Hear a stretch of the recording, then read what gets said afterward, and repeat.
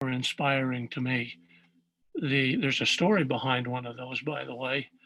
Um, in 1869, CCA Christensen came to Utah, and he was an artist, and he started painting these giant murals or paintings on great big pieces of canvas. They're very large.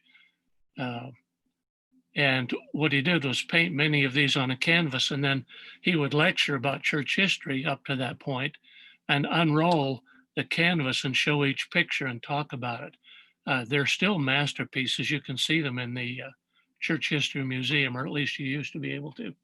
What's interesting is that um, George Manwaring was a salesman for a music company in Salt Lake, and he went up to Heber to listen to one of these wonderful lectures. And he was so inspired. You can tell I whipped down to my file cabinet this morning after church. He was so inspired by this particular painting of the prophet Joseph, and I don't know how good you can see it, that he went home and he wrote a song. Anybody want to guess the name of the song? Not hard. Joseph Smith's First Prayer, and then some others. Real interesting stuff here. You musicians need to know all that, I'm sure.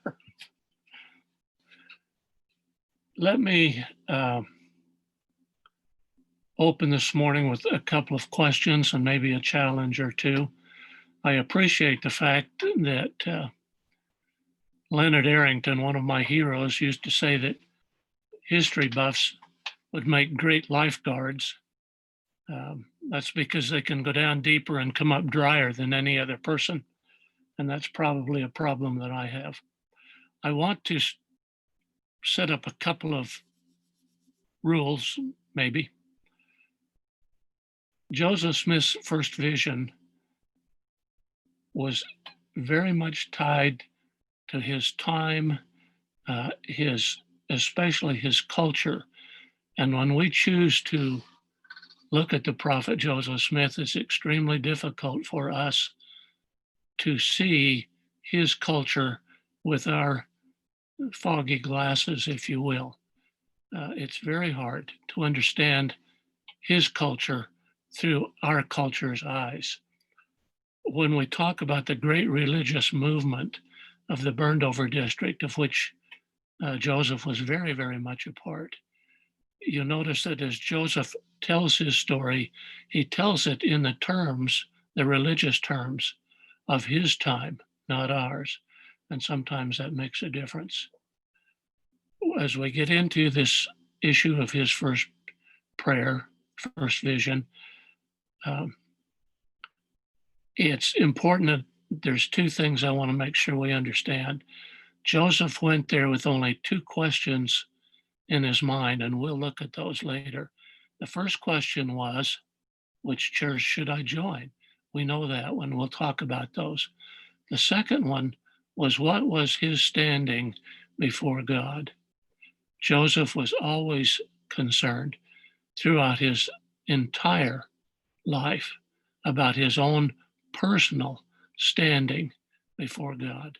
And that's what he really wanted to know in that prayer that we have now that created the first vision.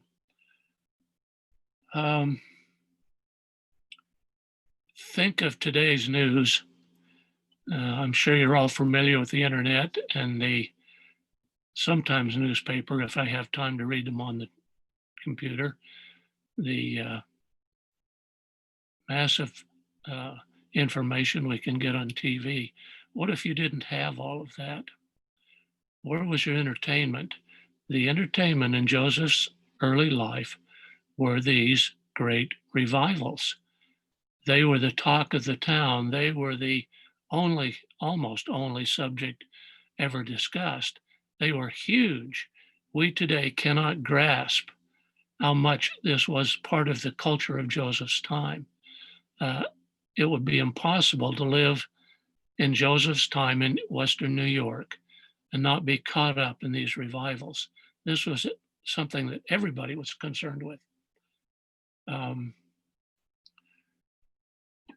Joseph wanted to know which church. This was a huge issue with his mother. She was deeply concerned about the salvation of her children and her husband.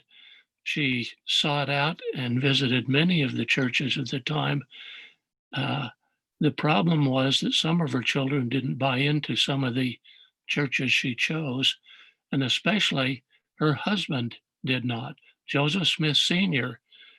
um, knew their doctrines and studied them carefully, but flatly refused to attend.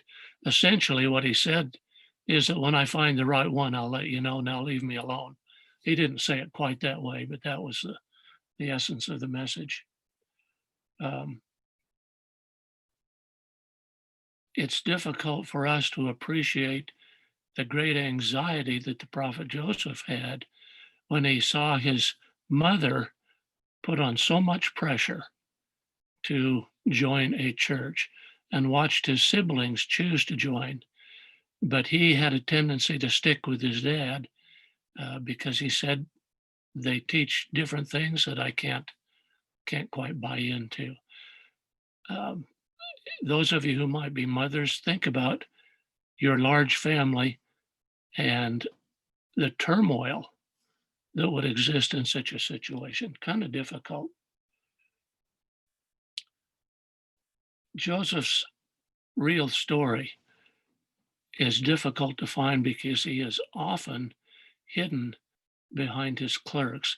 Other than the very first edition, I shouldn't say edition, the first written example paper that we have dealing with the first vision is actually written in Joseph Smith's hand. He didn't write the very first part of it, the first page, I think. It's about 6 pages long. And you can look that up, by the way, in Joseph Smith papers and read it. It's very interesting, by the way. There's a lot more to it than we see in our text today. Joseph's personality was kind of interesting, and I want to talk about that a little bit. Joseph had some stunning strengths, and I want to visit with you just briefly about some of those. He also had some, the nicest word I can think of is weaknesses. I remember years ago, in fact, when I was in high school, it was so difficult to find quality books about the history of the church. There weren't any. And I finally got a hold of a copy of George Q. Cannon's The Life of the Prophet Joseph Smith. And I read that with great interest. But as I got into it a ways, I started to see some inconsistencies. It didn't bother me because it was such a fun book, but I knew there were some inconsistencies that I couldn't explain. Today we would call it a whitewash, I guess. Joseph had some real weaknesses. People frustrated him. Those of you who have been in charge of groups of people and they didn't pull their weight, you can know the frustration you felt. Joseph could be very frustrated. He could be very harsh, but that was part of his culture. He would often lose his temper and become frustrated with people who could not see what he could see. He could be quite angry at times. He did have some superb strengths. I wrote down a few here during the week. And I think his greatest strength was his ability to forgive. Joseph would forgive almost for any situation. You may recall, what am I thinking of here? Oh, W. Phelps, who wrote so many of the songs we have in our book. Brother Phelps had a tremendous influence on Joseph's thinking and his writing, but he was also mercurial. He was hard to control. He was brilliant.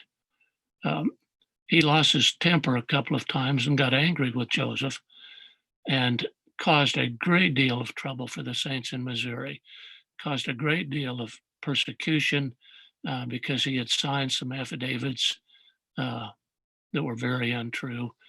Eventually, he felt the need to come back, and he came back to Joseph with fear in his heart and begged Joseph to take him back. And Joseph said, "You caused us a lot of trouble. I love you. Welcome back."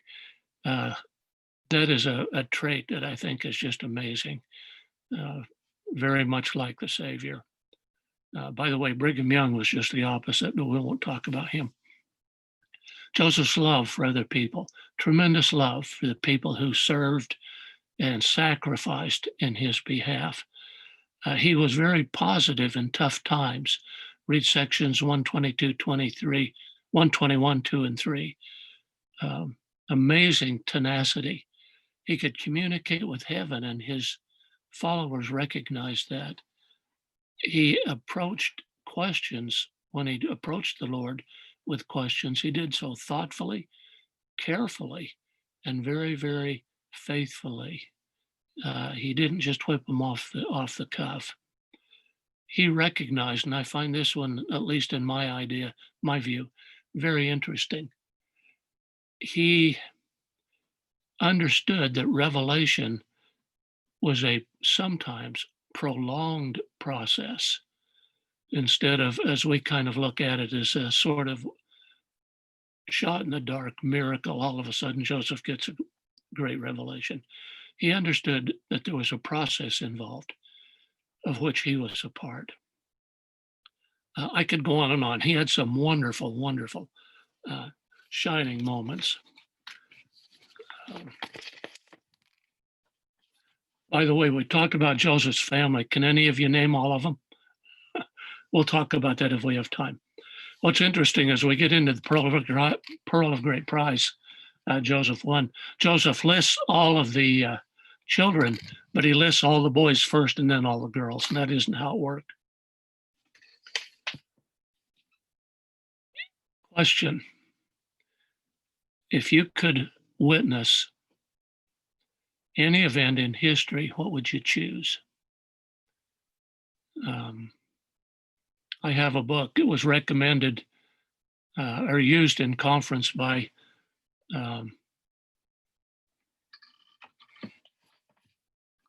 Dallin Oaks. And so I ran out and bought it because it was not written by Dallin Oaks, recommended, written by Wayne Booth. I don't know if any of you have read him. I like his stuff. And so I bought the book.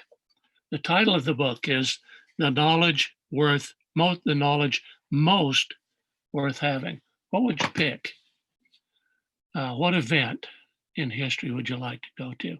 Now, for you, most of you listening, I could guess the first one, at least in my book, that would be the resurrection of the Savior. I think that's the greatest event that ever happened. The second one would be, for me, to be hiding in the bushes during the first vision. Now, I'm sure that I wouldn't be allowed to, but I'd like to take a shot. But what is knowledge? Wayne Booth in this book, which, by the way, is not a church book, don't buy it, it's a waste of money. He only writes in about the first 30 pages, and then he turns it over to other people. He said there are as many answers to that question as there are people. And I suppose that's true, isn't it? What's most important to you? The second law of thermodynamics, or maybe Shakespeare? I know some people who would say Shakespeare, quite a few. What kind of historical knowledge do we as Latter-day Saints have? What kind of spiritual experiences do you have that you would find very, very difficult to explain to someone else? We're going to talk about these in just a second. I would direct your thinking right now to chapter 10 of Moroni, where Moroni tells us to get the answers to these questions about what's most worth knowing. And if you go to chapter 10, verses 3 and 5, which we all know, Brother Moroni teaches this in a very simple, straightforward way. He tells us to ponder. He also tells us to use our brains. He didn't use that word, but that's what he said. He said, you got to remember, you have to read with real intent, you have to focus, And then, most important of all, you must pray. And then, if you remember in the 88th section, the Lord told Joseph Smith to seek ye out of the best books. Joseph Smith was a seeker. That word is used a great deal in the scriptures, a seeker. It was a scriptural imperative for him. He was always, always wanting to know what's next and how do I stand before the Lord. We will look at maybe some historical facts here a little further and how some people look at them. I want you to picture, again, if we can go back to Joseph's culture, the religions of the time. The most prominent were the Calvinists or the Presbyterians, if you will. That they believed that all of us, all of you, not me, were essentially depraved individuals who God was just keeping on a string until he swept us all off into hell, except for one or two who he had saved, but he didn't tell who those people were. If you look into their history, it seems like they were rich, but that may be beside the point. John Wesley's Methodism was very popular at the time. He did not like Calvinism. He didn't believe that everybody was going to hell. The Puritans, by the way, were Calvinists, very much so, reformed a little bit.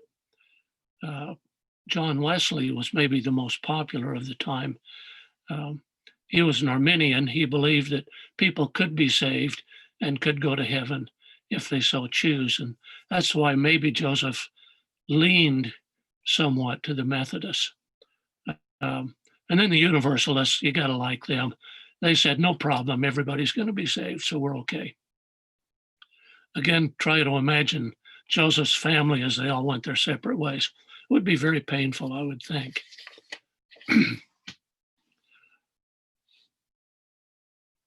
Let me share with you just a couple of things, and I'm going to quote here for a minute.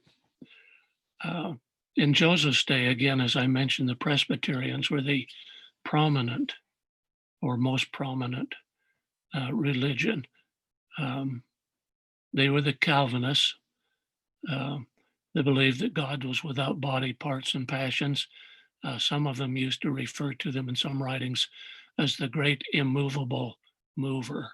That's interesting, isn't it? One of the greatest preachers of Joseph, well, 50 to 75 years before Joseph, was a Presbyterian named Jonathan Edwards. Sorry, I lost that for a minute. Jonathan Edwards. And he was one of those fiery preachers. He is given credit for starting the burned over district in upstate New York with his fiery Presbyterian Calvinist lessons. And everybody feared for themselves because of this God who would be happy to sweep them right into hell, according to Jonathan Edwards. What's interesting to me is, some of you will love this, Sister Sarah Edwards, his wife, secretly didn't buy it. And she wrote it in her diary in some of, very seldom, but occasionally would put notes that she wished that she could believe something else. And finally, like Joseph, she went out into her garden, as I understand it, and offered up prayers after prayers. And I'm going to quote from her journal here. She said, on one occasion, she sought God in private prayer. I sought God in private prayer, and I felt, quote, the presence of God so near and so real that I seemed scarcely conscious of anything else. God the Father and the Lord Jesus Christ seemed as distinct persons, both manifesting their inconceivable loveliness, their mildness, their gentleness, and their great love for me. You can imagine what would have happened if her husband had gotten a hold of that. Sarah struggled to communicate, I think, what she felt in English, as did the prophet Joseph Smith. We'll talk about that too. When Joseph offered his first prayer, there must have been thousands or millions of others who had given essentially the same prayer. They wanted, for all they're worth, to know God, to be able to communicate, to feel God's love, but they didn't know where to look for it. Joseph's first vision was an answer to millions of prayers. We need to understand that people had the opportunity now to feel God's acceptance, to feel his love, and especially to feel his forgiveness. That simple prayer is much more than just a single event of the time. Let's talk about visions for a minute. My clock's up there. Who's had visions? Well, I just picked out 5 American ones. Well, sort of American ones. The first one is fascinating. It's Mother Ann Lee. She came out of an English prison and said, "I am the Word." She got a group together. They were called the Shakers. And I don't have time to tell you why they were called Shakers, but it's fun. Jemima Wilkinson, she became the public universal friend and got a very large following for a while, mostly in the New York area. George Rapp got a very large congregation. He claimed numerous visions, the Rappites. Christian Metz, he's one of my favorites because when I was a kid, we had a refrigerator called an Amana. If you're old enough, you might remember Amana refrigerators and appliances. Christian Metz organized the Amana community, which was very, very similar to Joseph's United Order. Unlike Joseph, the Amana community held out for 150 years before it finally faded into the distance. And then most of you know Ellen G. White, who got the Seventh-day Adventists started, and they're still going very, very strong. How would they compare to Joseph's vision? In my early days, I was told that Joseph's vision was very, very special and very unique, never happened before, and therefore that's why people didn't like Joseph. We've now turned up a dozen or so people who in New York or in New England, in the same years that Joseph Smith was alive, and they all gave or wrote about and told about visions very, very similar to Joseph's. Joseph Knapp, 1816, Eliezer Sherman, 1815, Abel Thornton, Jabez Swan in the 1820s, John Moffat. All of these people and others had visions that read just like Joseph's. Now, what's interesting was some of them even wrote pamphlets, but nobody paid any attention to them. They were ignored completely. And so it isn't so much that Joseph was very different as the fact that he was just another guy with the same story. Oh, there's one other one, Solomon Chambers. Solomon Chambers made his way all the way to the Smith home in Palmyra. He'd had a vision much like these. And he knocked on the door and said, "Is this a visionary house?" And Hiram welcomed him in and said, "Yes, we are. Let me tell you about it."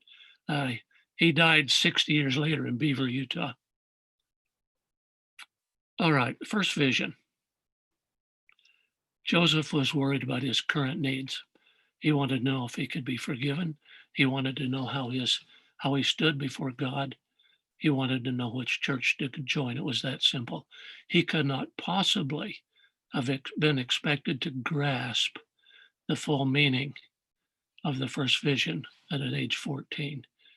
The 1832 version, which I'll tell you about in a minute, was still very, very personal to Joseph. He did not tell the first vision story, very, very seldom. It was very personal. He could not express himself about it, and he kept it very to himself. It was a personal conversation. In the 1835 vision, we'll talk about his vision had enlarged just a little bit, but he didn't have the full grasp. And 1838, which is the one we will read in the Pearl of Great Price, his perspective was much broader and his reasoning was much better. And it is by far the most accurate of all the visions, all the written ones. Hard idea here. Again, let's go back to my dirty glasses. It's hard to superimpose us onto Joseph's vision. A number of years ago, I had a returned missionary send me a question through his dad, and he was worried because he was reading some church history and also some stuff that was correlated with the Doctrine and Covenants. And he said, this doesn't square up. This isn't the way they did it in Joseph's way. He's kind of worried. And I sent the message back. I said, they didn't do it that way. Get used to change. That's the name of the church, is change. Many people, as Joseph opened up new ideas, became upset because he was changing. You remember, I have a big fat file on policy changes. People like the Whitmers said it sounds too much like a creed. When Joseph introduced what we now have as the Doctrine and Covenants, many people left the church because they said we're becoming creedal, like the Presbyterians, and they didn't want anything to do with it.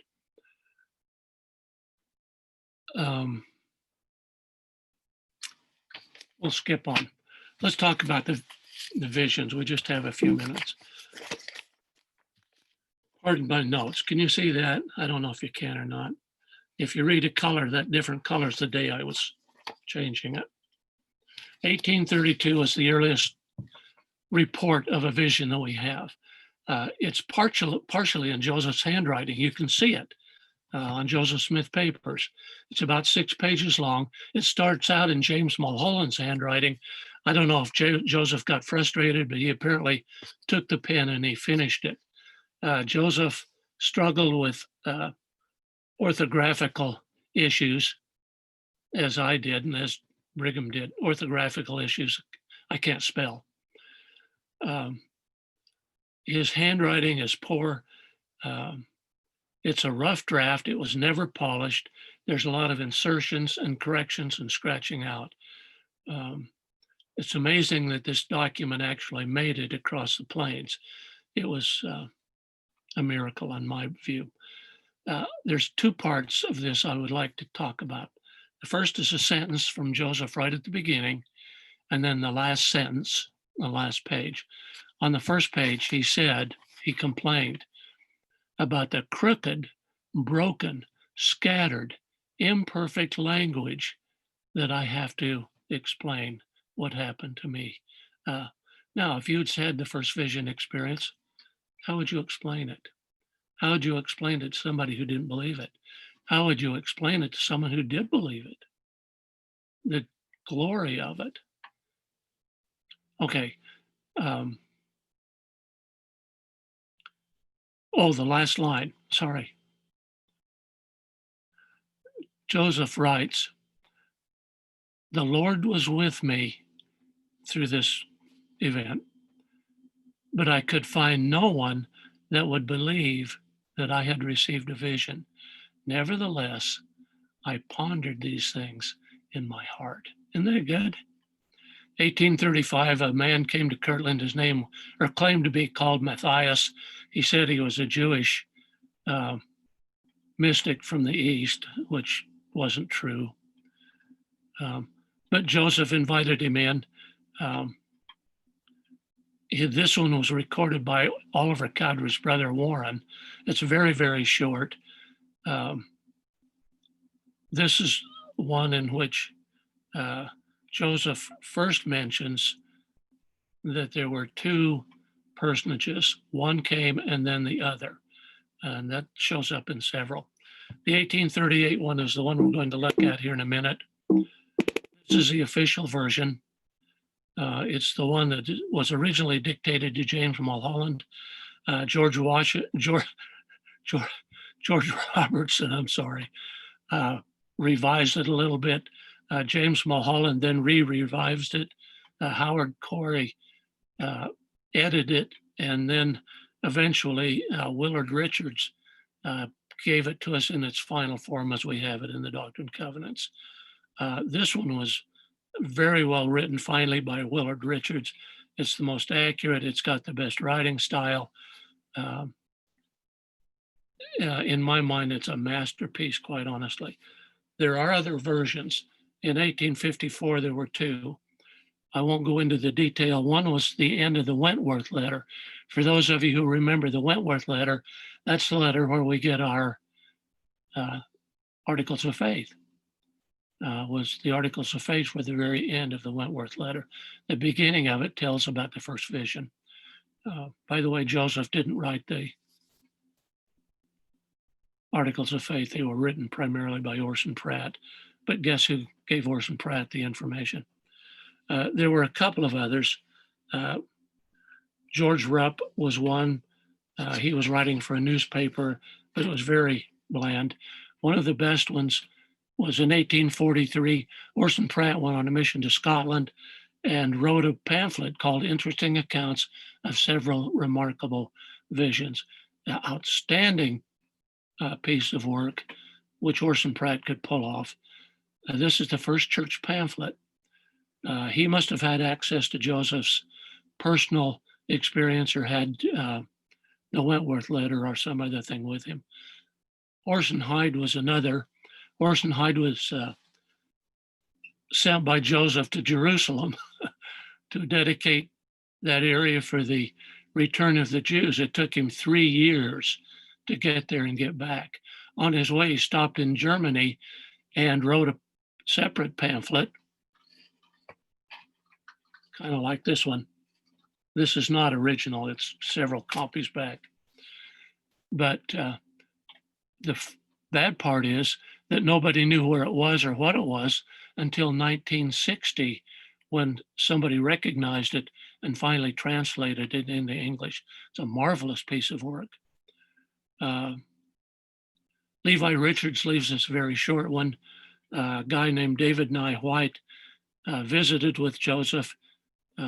He was the editor of the Pittsburgh Weekly Gazette. He published that in the New York Spectator, and that was a very fair and a very well written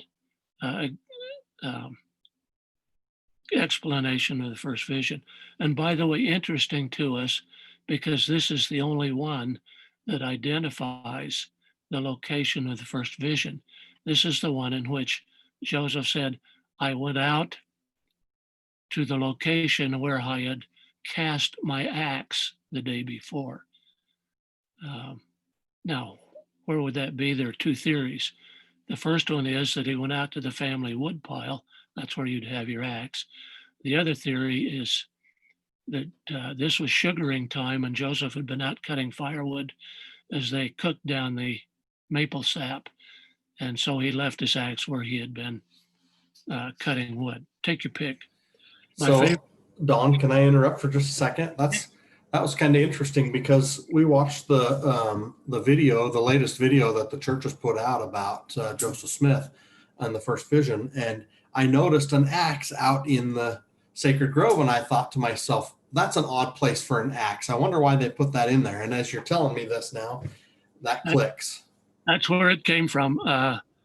This guy, when he wrote the newspaper article, he put that in, and it's the only one we know about the axe. But isn't that a clue, though?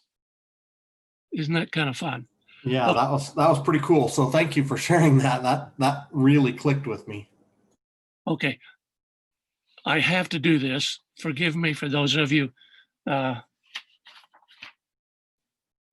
know that if Sunday School President Jensen is listening, he'll giggle along with me.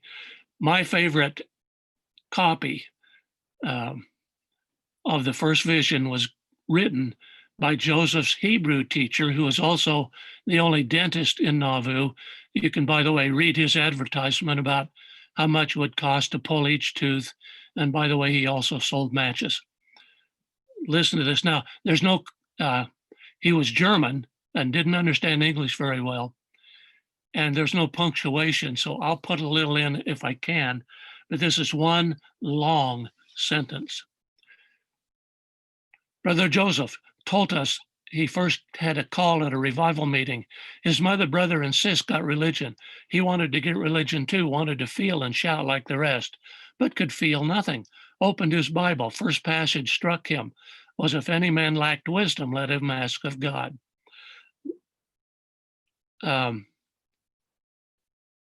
He went into the wood to, it's hard to read. He went into the wood to pray, knelt himself down. His tongue was closet cleaveth to his roof, could not utter a word. Felt easier after a while, saw fire in heaven, came nearer and nearer, saw a personage in the fire, light complexion, piece of white cloth drawn over his shoulders, his right arm bare. After a while, a other person came to his side. First, Mr. Smith asked, must I join the Methodists? No, they are not my people. Have gone astray, none good. No, not one. But this is my beloved son, hearken ye him. The fire drew nigher and nigher, rested upon a tree, enveloped him. There's a tear in the page right there. We don't know what it says.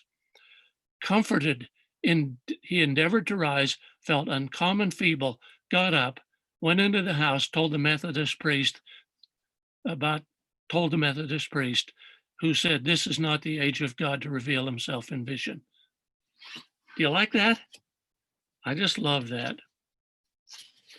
And President Jensen, I'm sure you're familiar with it.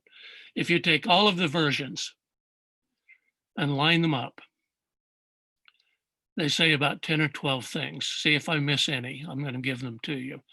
What's interesting is to read each version clear through, except for several that I'm not, John Taylor's, I've left a bunch out that are very old. I mean, they weren't during Joseph's lifetime.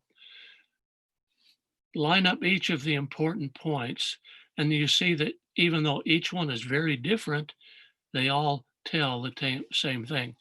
I was once accosted because someone said, how come Joseph changed his message as he got older?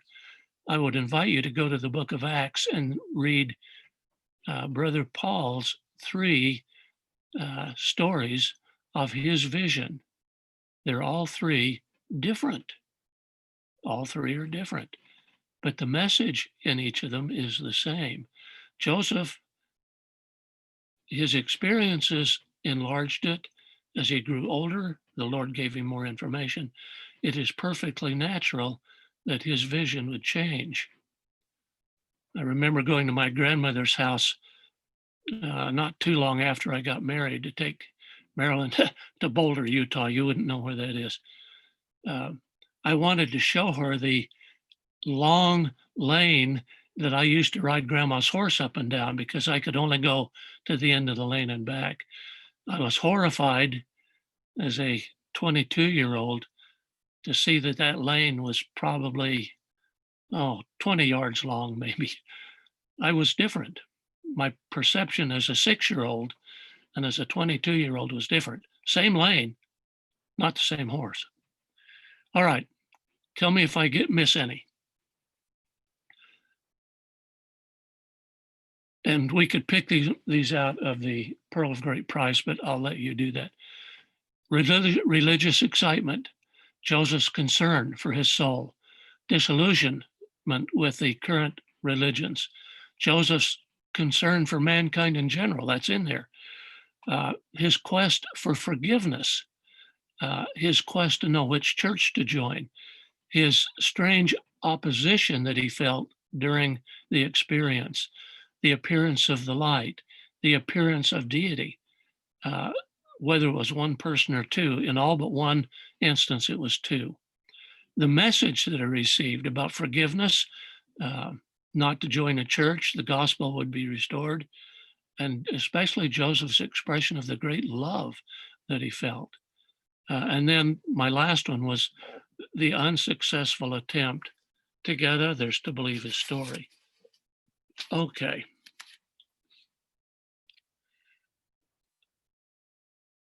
the information that we have about the vision and about Joseph's background and everything we have is now widely acceptable to the Joseph Smith papers.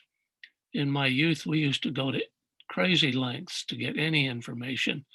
If you lived in Provo, you had the library or the bookstore. But other than that, those of us who are here in Boise, if we wanted a church book, we went down to Broadway to the vacuum store. And in the back of the vacuum store was a couple of shelves of books that we could buy. By the way, the name of that grumpy old man who ran that store was Rolla Long. Rolla Long. Nice guy. All right, very quickly, we're almost out of time. In your pearl of great price.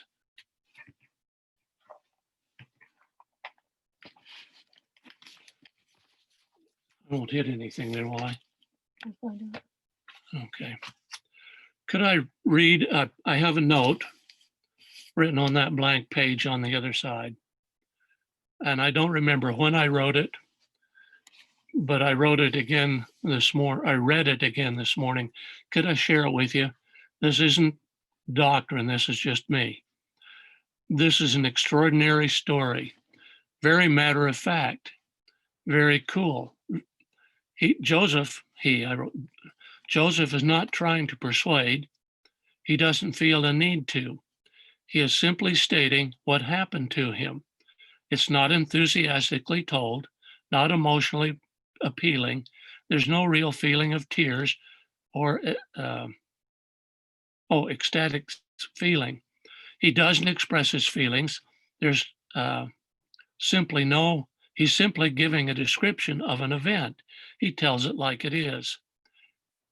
There's no posturing, there's no posing. He's very humble, he's very rational.